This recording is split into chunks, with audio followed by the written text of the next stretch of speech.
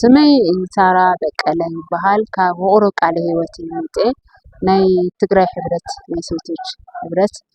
ምክትል ሰብሳቢት እየ ካብቲ ማለት ሒዝና ዓመታዊ ኮንፈረንስ ናይ ትግራይ ሕብረት ደቂ ኣንስትዮ ብቃለ ህይወት ደረጃ ኮንፈረንስ ነይርና ካብ መጀመር ካብ ዓርቢ ጀሚርና ኣቲና ሓዲርና ቀዳም ጾም ጸለት ናይ ንጎ ጾም ጸለት ነይርና ድሕሪ ሰዓት ድማ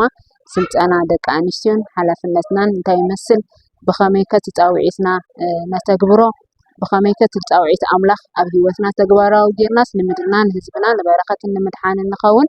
ብዝብል ኣርእስቲ እዩ ነይሩ ሎማዓቲ ድማ ሓቢርና ናይ ኣምልኾ ናይ እግዚአብሔር ምስጋርን ናይ ፍቅሪ ጊዜና ሕሊፍና እቲ ዘለና ዓመታዊ እቅድ እቲ ዓመታዊ ሪፖርቲ ምቕራብ ነይሩ ኣቕሪብና እንደገና ዓመታዊ እቅድና ድማ ኣቕሪብና ኣለና እግዚአብሔር ኣምላኽና ዝተባረኸ ይኹን ሰናይ ናይ ፍቅሪ ጊዜ ጽቡቕ ጊዜ ነይሩና ክብርና ኣምላኽ ይኹን ንቐጻሊ ፕሮግራም ተታሒዙ ዘሎ ብትግራይ ደቂ ኣንስትዮ ቃለ ህይወት ሕብረት ቦርድ ብዋና ጸሓፊትና መሰረት ሓቢርና ማለት እዩ ዓመታዊ እቅድ ኣውጢና ኣለና ካብቲ ዓመታዊ እቅድ ተወሰነ ድማ ንምዝራብ ሓደ ደቂ ኣንስትዮ ኣገልግሎተን እቲ ኣብ ህይወተን ዘሎ ብመጽሓፍ ቅዱስ ጥንዓት ይኹን ብትምህርቲ ኣካዳሚ ይኹን ብስልጠና ይኹን ብጉብኝት ይኹን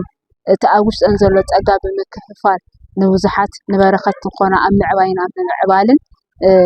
ሓላፍነት ብዝመልኦ መሰረት ዓመታዊ እቅድ በብወርሓቱ በብ3 ወርሕ በዓመት እውን ድግበር በብታሽሙ እቅድ ዘውፀና ያለና ብኡ መሰረት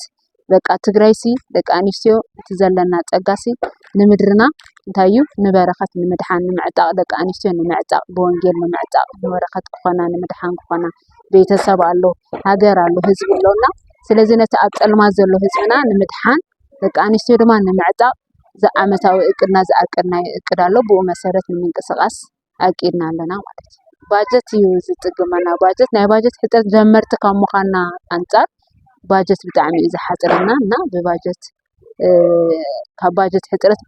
ብዝሓለፈ 2018 እንኳስ ብዙሓት ዘይሰራሕናዮም ካብ ባጀት ሕፅረት ዝተልዓለ ዘይሰራሕናዮም እቅዳት ኣለዉ ግን እግዚአብሔር ይመስገን ሕጂ ከዓኒ እግዚአብሔር ኣምላኽ ይረድአና እዩና ብእምነት እግዚአብሔር ኣምላኽና ብዝረድአና መጠን እቲ እቅድ ኣቂድና ኣለና ግን ናይ ባጀት ሕፅረት ግን ብጣዕሚ ኣለ እሺ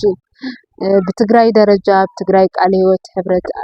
ሕብረት ዋና ጽሕፈት ቤት ይኹን ናይ ሴቶች ቢሮ ይኹን ጠቕላላ ክሳብ ሕጂ ሙሉእ ብብዙሕ ዓይነት ምትሕብባርን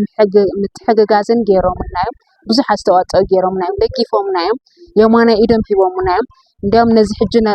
ዝናካይዶ ዝቐነና ፕሮግራም ኳስ ብዙሕ ኣስተዋፅኦ ገይሮምና ሓገዝቲ ኣካላት ድማ